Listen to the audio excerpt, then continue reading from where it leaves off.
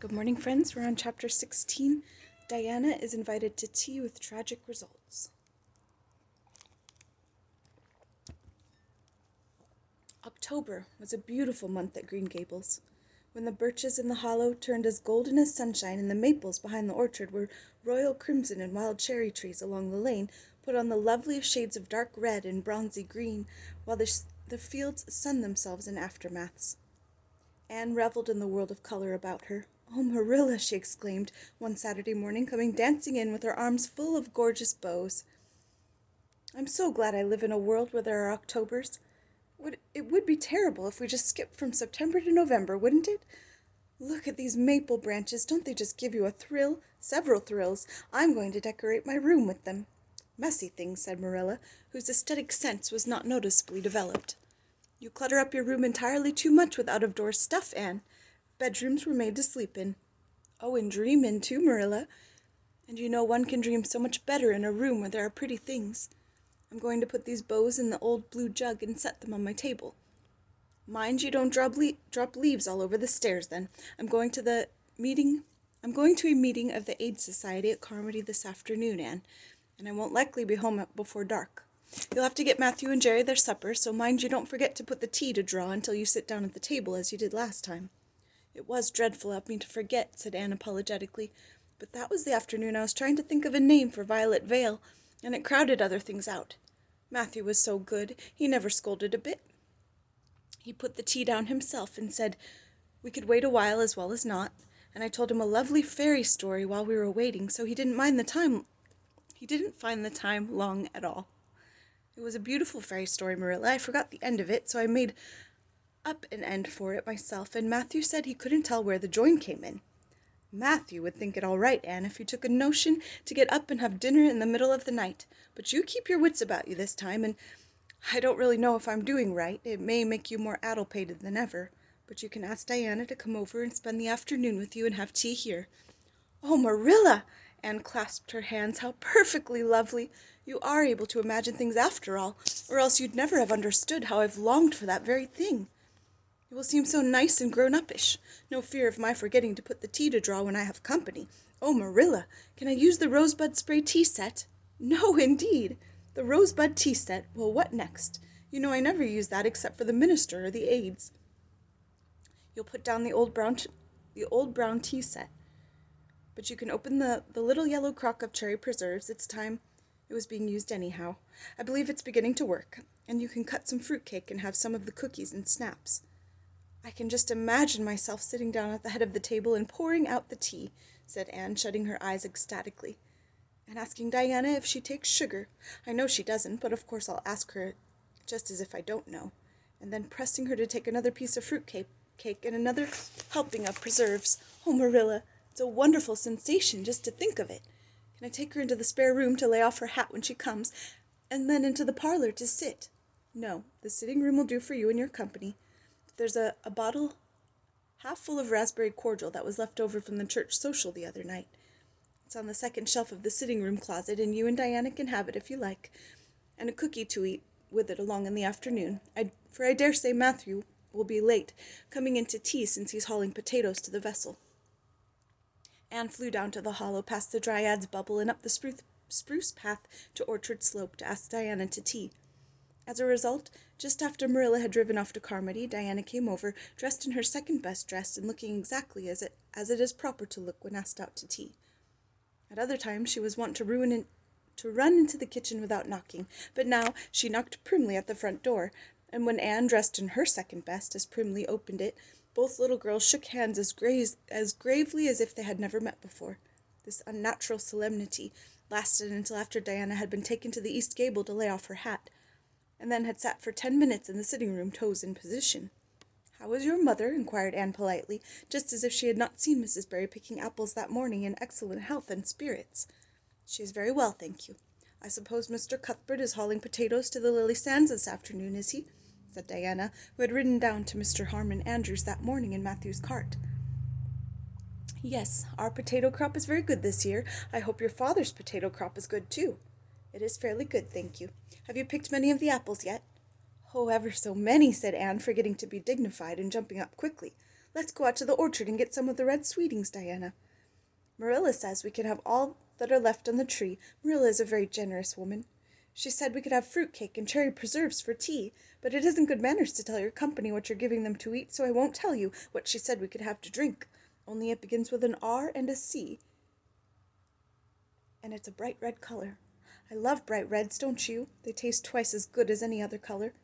The orchard, with its great sweeping boughs that bent to the ground with fruit, proved so delightful that the little girl spent most of the afternoon in it, sitting in a grassy corner where the frost had spared the green, and the mellow autumn sunshine lingered warmly, eating apples and talking as hard as they could. Diana had much to tell Anne of what went on in school. She had to sit with Gertie Pye, and she hated it. Gertie squeaked her pencil all the time, and it just made her, Diana's, blood run cold. Ruby Gillis had charmed all her warts away, true's you live, with a magic pebble that old Mary Joe from the creek gave her. You had to run the warts with the pebble and then throw it away over your left shoulder at the time of the new moon, and the warts would go. Charlie Sloane's name was written up with M. White's on the porch wall, and M. White was awful mad about it. Sam Bolter had sassed Mr. Phillips in class, and Mr. Phillips whipped him, and Sam's father came to the school and dared Mr. Phillips to lay a hand on one of his children again. And Mattie Andrews had a new red hood and a blue crossover with tassels on it, and the airs she put on about it were perfectly sickening. And Lizzie Wright didn't speak to Mamie Wilson because Mamie Wilson's grown-up sister had cut off Lizzie Wright's grown-up sister with her bow, and everybody missed Anne so, and she wished she'd come to school again, and Gilbert Blythe. But Anne didn't want to hear about Gilbert Blythe. She jumped up hurriedly and said, suppose they go in and have some raspberry cordial. Anne looked on the second shelf of the room pantry, but there was no bottle of raspberry cordial there. Search revealed it away back on the top shelf. Anne put it on a tray and set it on the table with a tumbler. Now please help yourself, Diana, she said politely. I don't believe I'll have any just now. I don't feel as if I wanted any after all those apples. Diana poured herself out a tumblerful, looked at its bright red hue admiringly, and then sipped it daintily. That's awfully nice raspberry cordial, Anne, she said. I didn't know raspberry cordial was so nice. I'm real glad you like it. Take as much as you want. I'm going to run out and stir the fire up. There are so many responsibilities on a person's mind when they're keeping house, isn't there? When Anne came back from the kitchen, Diana was drinking her second glassful of cordial, and being entreated thereto by Anne, she offered no particular objection to the drinking of a third. The tumblerfuls were generous ones, and the raspberry cordial was certainly very nice. The nicest I ever drank, said Diana. It's ever so much nicer than Mrs. Lynde's, although she brags of hers so much. It doesn't taste a bit like hers. I should think Marilla's raspberry cordial would probably be much nicer than Mrs. Lynde's, said Anne loyally. Marilla is a famous cook. She's trying to teach me to cook, but I assure you, Diana, it is uphill work. There's so little scope for imagination in cookery. You have to go by the rules. The last time I made a cake, I forgot to put the flour in. I was thinking the loveliest story about you and me, Diana. I thought you were desperately ill with smallpox and everybody deserted you. But I went boldly to your bedside and nursed you back to life. And I took the smallpox and died. And I was buried under those poplar trees in the graveyard, and you planted a rose bush by my grave and watered it with your tears, and you never forgot the friend of your youth who sacrificed her life for you. Oh, it was a pathetic tale, Diana. The tears just rained down my cheeks while I mixed the cake, but I forgot the flour, and the cake was a dismal failure. Flour is so essential to cakes, you know. Marilla was very cross, and I don't wonder. I am a great trial to her. She was terribly mortified when about the pudding sauce last week.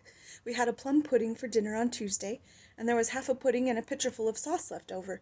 Marilla said there was enough for another dinner and told me to set it on the pantry shelf and cover it. I meant to cover it just as much as could be, Diana. But when I carried it in, I was imagining I was a nun. Of course, I'm a Protestant, and I imagined I was a Catholic, taking the veil to bury a broken heart in cloistered seclusion. And I forgot all about covering the pudding sauce. I thought of it next morning and ran to the pantry, Diana. Fancy if you can my extreme horror at finding a mouse drowning in that pudding sauce. I lifted the mouse out with a spoon and threw it in the yard, and then I washed the spoon in 3 waters. Marilla was out milking, and I fully intended to ask her when she came in if I'd give the sauce to the pigs. But when she did come in, I was imagining that I was a frost fairy going through the woods, turning the trees red and yellow, whichever they wanted to be. So I never thought about the pudding sauce again, and Marilla sent me out to pick apples. While Mr. and Mrs. Chester Ross from Spencervale came here that morning. You know they were very stylish people, especially Mrs. Chester Ross. When Marilla called me in, dinner was ready, and everybody was at the table. I tried to be as polite and dignified as I could be, for I wanted Mrs. Chester Ross to know I was a ladylike little girl, even if I wasn't pretty. Everything went right until I saw Marilla coming with the plum pudding in one hand, and the pitcher of pudding sauce warmed up in the other. Diana, that was a terrible moment. I remembered everything, and I just stood up in place and shrieked out, "Marilla, you mustn't use that pudding sauce. There was a mouse drowned in it. I forgot to tell you before." Oh, Diana, I shall never forget the awful moment if I live to be 100. Mrs. Chester Ross just looked at me, and I thought I would sink through the floor with mortification. She is such a perfect housekeeper, and fancy what she must have thought of us. Marilla turned red as fire, but she never said a word. Then she just carried that sauce and pudding out and brought in some strawberry preserves. She even offered me some, but I couldn't swallow a mouthful. It was like heaping coals of fire on my head. After Mrs. Chester Ross went away, Marilla gave me a dreadful scolding. "Why, Diana, what is the matter?" Diana had stood up very unsteadily, then she sat down again, putting her hands to her head. "I'm awful sick," she said a little thickly. I must go right home." "Oh, you mustn't dream of going home without your tea," cried Anne in distress. "I'll get it right off. I'll go and put the tea down this very minute." "I must go home," repeated Diana, stupidly but determinedly. "Let me get you a lunch anyhow," implored Anne. "Let me give you a bit of fruit cake and some of the cherry preserves. Lie down on the sofa for a little while and you'll be better. Where do you feel bad?" "I must go home," said Diana, and that was all she would say. In vain Anne pleaded. "I never heard of company going home without tea," she mourned. "Oh, Diana, do you suppose that it's possible you're really taking the smallpox? If you are, I'll go and nurse you. You can depend on that. I'll never forsake you, but I do wish you'd stay till after tea. Where do you feel bad?" "I'm awful dizzy," said Diana. And indeed she walked very dizzily. Anne, with tears of disappointment in her eyes, got Diana's hat and went with her as far as the Barry yard fence. Then she wept all the way back to Green Gables, where she sorrowfully put the remainder of the raspberry cordial back into the pantry and got tea for Matthew and Jerry, with all the zest gone out of the performance. The next day was Sunday, and as the rain poured down in torrents from dawn till dusk, Anne did not stir abroad from Green Gables. Monday afternoon Marilla sent her down to Mrs. Lynde's on an errand. In a very short space of time Anne came flying back up the lane with tears rolling down her cheeks. Into the kitchen she dashed and flung herself downward on the sofa in an agony. "Whatever has gone wrong now, Anne?" queried Marilla in doubt and dismay. "I do hope you haven't gone and been saucy to Mrs. Lynde again." No answer from Anne save more tears and stormier sobs.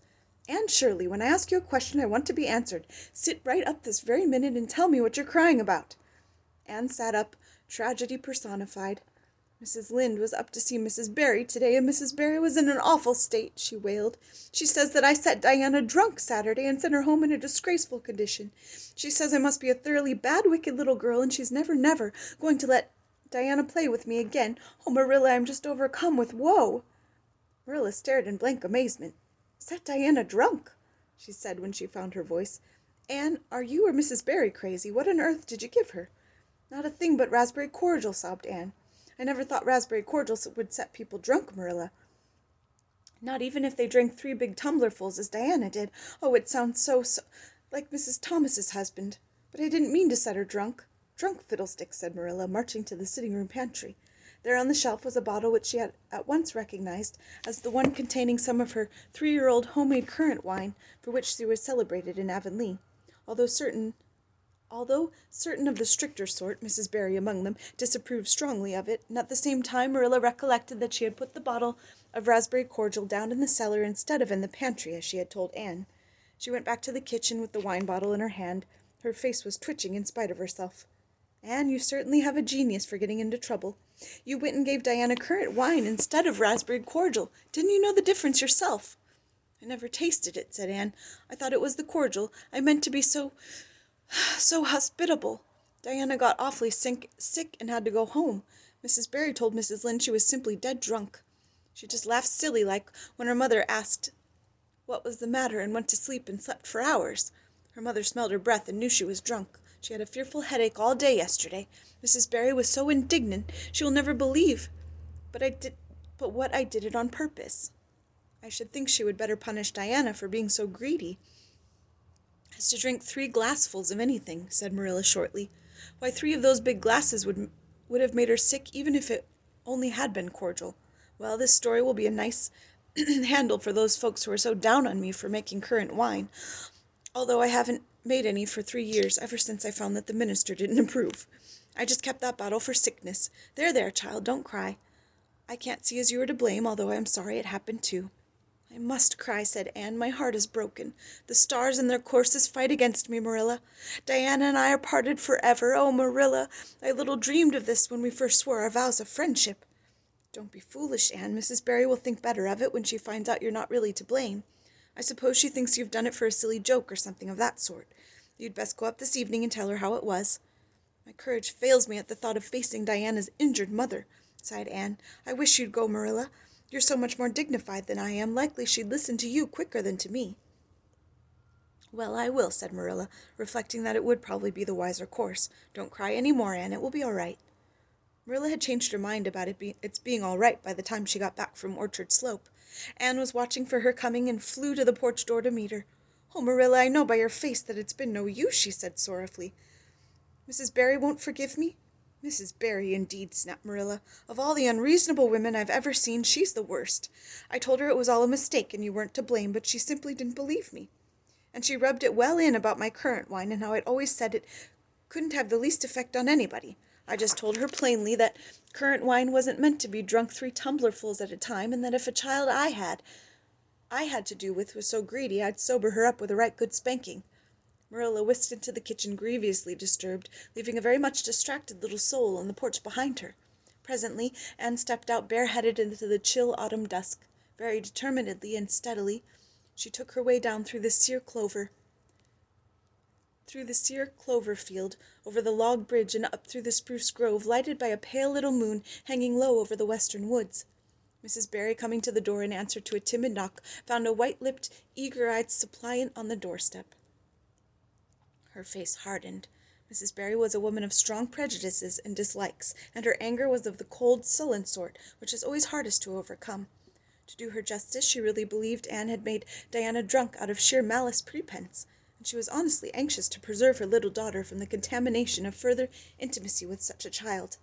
What do you want? She said stiffly. Anne clasped her hands. Oh, Mrs. Barry, please forgive me. I did not mean to intoxicate Diana. How could I? Just imagine if you were a poor little orphan girl, what kind of people had adopted, and you had just one bosom friend in all the world. Do you think you would intoxicate her on purpose? I thought it was only raspberry cordial. I was firmly convinced it was raspberry cordial. Oh, please don't say you won't let Diana play with me any more. If you do, you will cover my life with a dark cloud of woe. This speech, which would have softened good Mrs. Lynde's heart in a twinkling, had no effect on Mrs. Barry except to irritate her still more.